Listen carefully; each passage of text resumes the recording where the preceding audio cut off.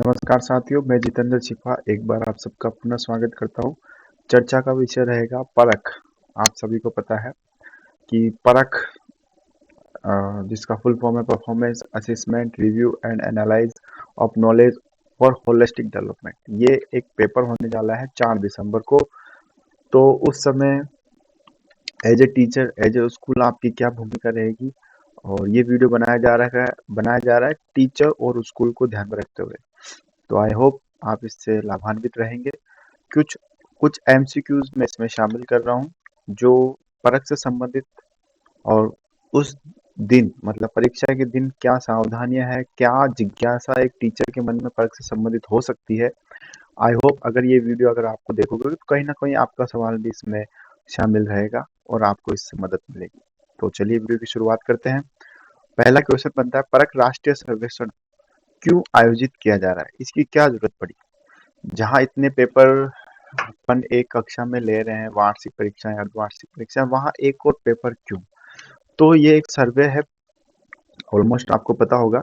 तो इसकी आयोजन इसलिए किया जा रहा है ताकि अपन एक नेशनल लेवल पर अपना जो बच्चों किस डायमेंशनल में उनका विकास हो रहा है और आने वाली शिक्षा नीतियाँ किस दिशा में बने, तो उसका एक आइडिया लगाने के लिए कि शिक्षा का स्तर कौन से राज्य का कहाँ तक है और राज्य में किस जिले का कहाँ तक है, उसको आइडिया करने के लिए ये एक सर्वे किया जा रहा है।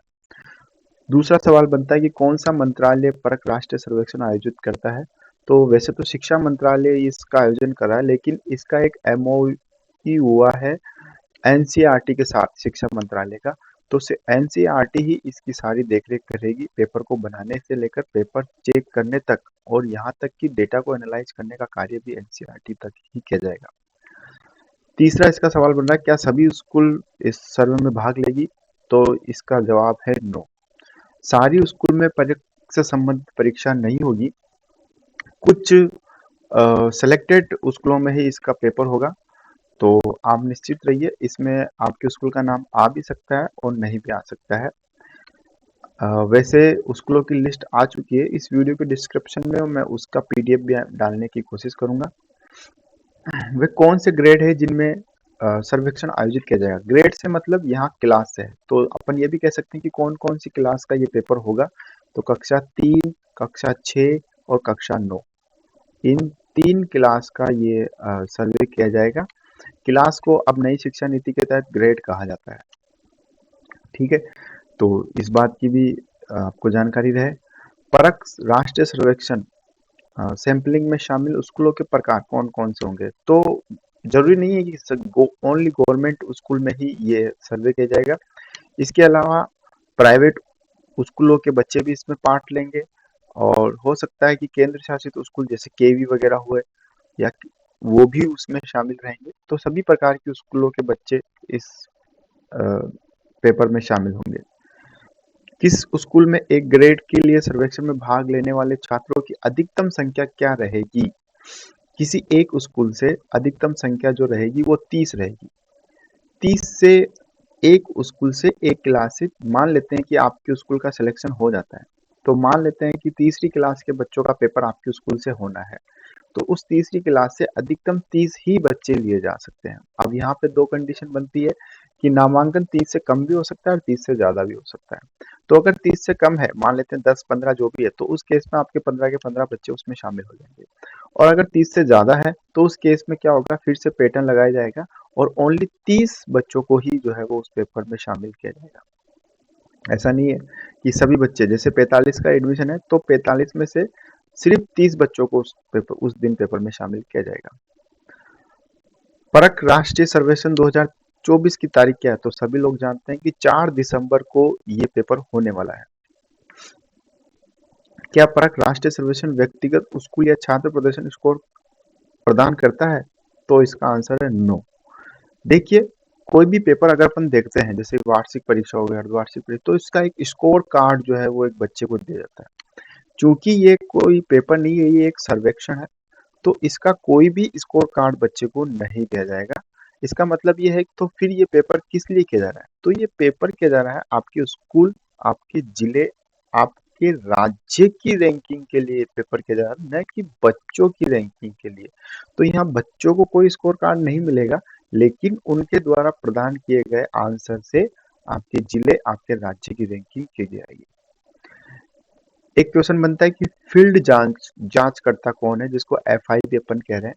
तो फील्ड जांचकर्ता की जिम्मेदारी रहेगी कि जिस दिन आपका पेपर होगा, 4 दिसंबर को पेपर होगा, तो डिस्ट्रिक्ट लेवल से जो है वो एफआई की नियुक्ति की जाएगी।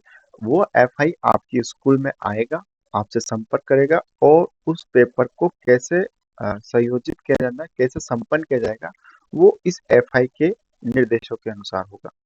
स्कूल के स्टाफ में इसका कोई रोल नहीं रहेगा। स्कूल का स्टाफ इसमें कोऑपरेट कर सकता है। एक अच्छा वातावरण, एक अच्छा कक्षा कक्ष जिसमें बैठने की सुगम व्यवस्था हो, इसमें वो सहयोग कर सकता है।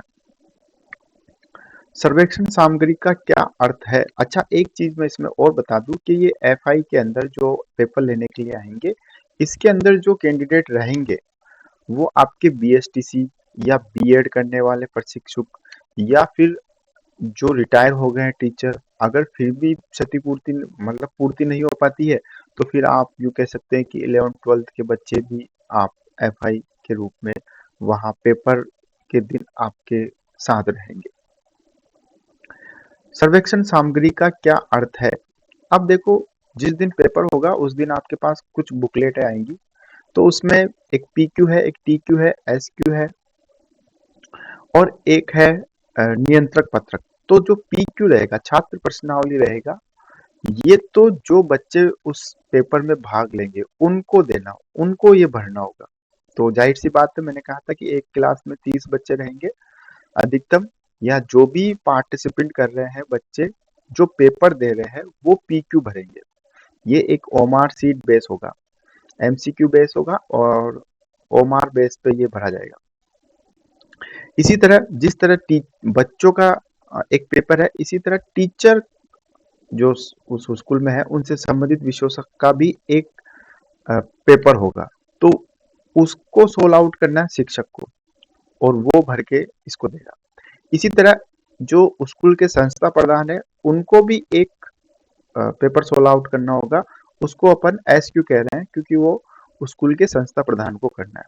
एक नियंत्रक पत्रक होगा जो आपके स्कूल में लगाए गए एफआई के द्वारा वो भरकर रखेगा। तो ये सारे दस्तावेज एफआई परीक्षा के बाद अपने साथ ले जाएगा। परख राष्ट्रीय सर्वेक्षण 2024 में किस प्रकार के ओमार शीट का उपयोग किया जाएगा? तो जाहिर सी बात है, एमसीक्यू बेस ओमार शीट का इसमें उपयोग किया जाएगा, जिसमें 4th ऑप्शन रहेंगे। किसी एक ऑप्शन पे बच्चे को गोला भरना रहेगा, जो आजकल के प्रतियोगी परीक्षाओं में बहुत रूप से प्रचलित भी है। अब इसमें सवाल ये बनता है कि क्या गोला भरने के लिए पेंसिल का इस्तेमाल करें या पेन का? तो जहां तक हमको जानकारी है, इसमें पेन का इस्तेमाल किया जाएगा। ग्रेड 3 के छात्रों द्वारा ओमार कैसे भरा जाएगा? जाहिर सी बात है, इसमें देखो मैंने आज स्टार्टिंग में आपको बताया था कि इसमें तीसरी, क्लास 6, क्लास 9 के बच्चे इसमें पार्टिसिपेट करेंगे।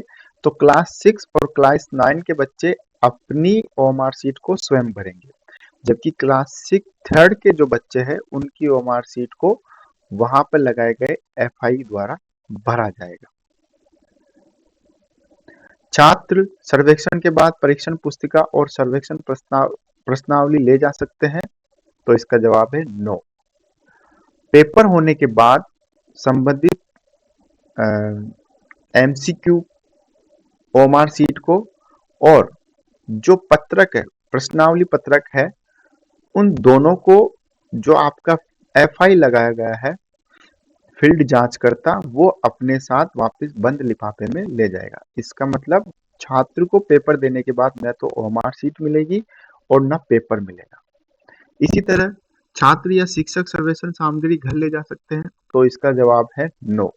छात्र और या शिक्षक, क्योंकि इसमें एक पेपर शिक्षक को भी देना होगा, एक संस्था प्रधान को भी देना होगा, तो वो भी अपने साथ वो पेपर नहीं ले जा सकते, वो भी एक लिफाफे में वापस बंद करके एफआई अपने साथ ले जाएगा। आई होप आपको इन सवाल जवाब से 4 दिसंबर को होने वाली इस पेपर के बारे में आपको जानकारी मिली होगी।